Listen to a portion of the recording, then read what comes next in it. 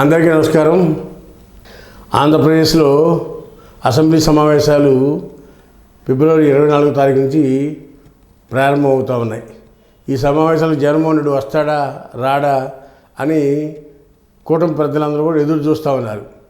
ముందు జగన్మోహన్ రెడ్డి కన్నా కూడా కూటమి పెద్దలకి ఎక్కువ జగన్మోహన్ రెడ్డి అసెంబ్లీకి రావాలి, ఆయన గతంలో చేసిన వ్యాఖ్యానాలకన్నిటికీ మేము అతన్ని టార్గెట్ చేయాలి అనేది కూటమిలోని పెద్దలందరికీ ఉంది.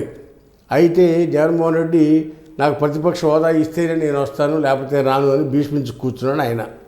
అయితే ఈ మధ్యలో కొత్తగా లెజిస్లేటివ్ యాక్ట్ ప్రకారం 60 రోజులు సమావేశాలకు రాకపోతే శాసనసభ్యత్వం రద్దు అయిపోతుంది అని చెప్పి ఒక రూల్ తీసుకొచ్చి దాని స్పీకరు, డిప్యూటీ స్పీకరు పదే ప్రెస్ మీట్లు పెట్టి చెప్తా ఉన్నారు. జగన్మోహన్ రెడ్డిని హెచ్చరిస్తూ ఉన్నారు, నువ్వు రాకపోతే నీ సభ్యత్వం రద్దు చేస్తాం, పులివెందుల బై ఎలక్షన్ వస్తుందని ఇట్లా కామెంట్లు చేయడంతో ఆయన వైసీపీలో ఉన్న 11 మంది ఎమ్మెల్యేలు జగన్మోహన్ రెడ్డి మినహాయించి మిగిలిన 10 మందిలో 5 కొత్త వాళ్ళు అవడం వల్ల వాళ్ళు కంగారు పడ్డారు.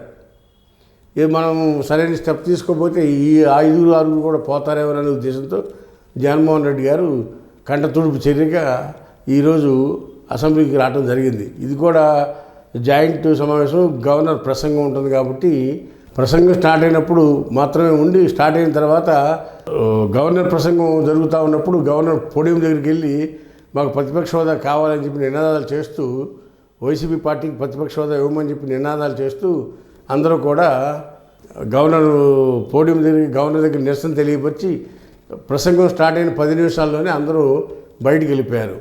దీన్ని బట్టి చూస్తే ఏమర్థమవుతుంది, జగన్మోహన్ రెడ్డి తన ఎమ్మెల్యేలు కాపాడుకోవడానికి అసెంబ్లీలో హాజరైపించుకుని 60 రోజులు కౌంట్కి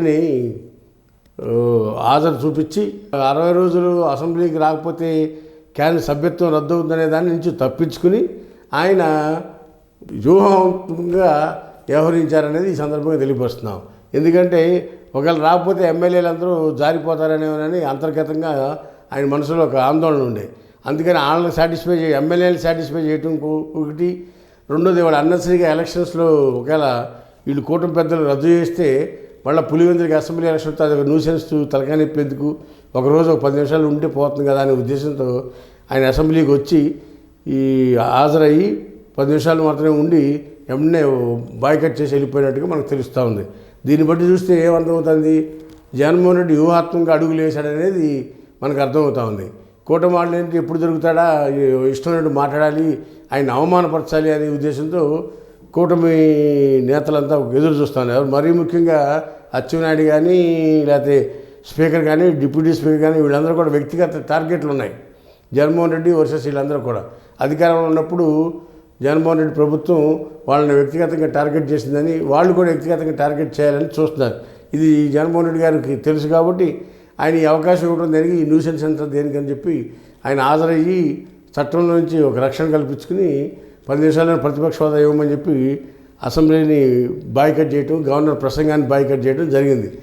దీంట్లో వ్యూహాత్మకంగా వ్యవహరించింది ఎవరయ్యా అంటే జగన్మోహన్ రెడ్డి అని చెప్పక తప్పదు. హాయ్ ఫ్రెండ్స్, మా ఫ్యూచర్ టుడే ఛానల్ చూస్తున్నందుకు చాలా థ్యాంక్స్. మరిన్ని లేటెస్ట్ వీడియోస్ కోసం వెంటనే సబ్స్క్రైబ్ చేయండి. అలాగే ఈ బెల్ ని కూడా రింగ్ చేసేయండి. మా లేటెస్ట్ వీడియోస్ నోటిఫికేషన్స్ అన్నీ మీ మొబైల్లో వస్తాయి. మా వీడియోస్ మీకు నచ్చితే లైక్ చేయండి, షేర్ చేయండి, నచ్చకపోతే కామెంట్ చేయండి.